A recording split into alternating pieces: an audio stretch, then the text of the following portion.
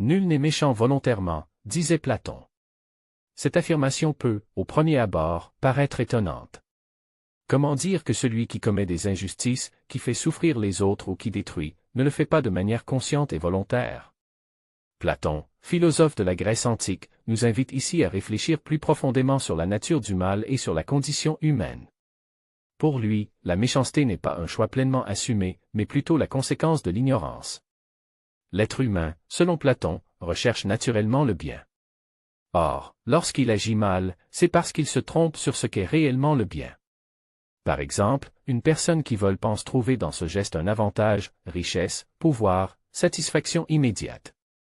Mais en vérité, elle se trompe, car ce choix entraîne des conséquences négatives pour elle-même et pour les autres. Ainsi, ce n'est pas la volonté de faire le mal qui guide ses actes, mais une erreur de jugement. Ce raisonnement repose sur une conviction fondamentale, personne ne désire sciemment sa propre perte. Si l'on agit mal, c'est parce qu'on croit à tort que cela nous apportera bonheur ou justice.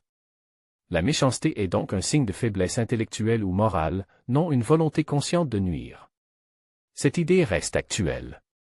Elle nous pousse à comprendre les comportements injustes, non pour les excuser, mais pour voir qu'ils trouvent leur origine dans un manque de connaissance, d'éducation ou de clairvoyance.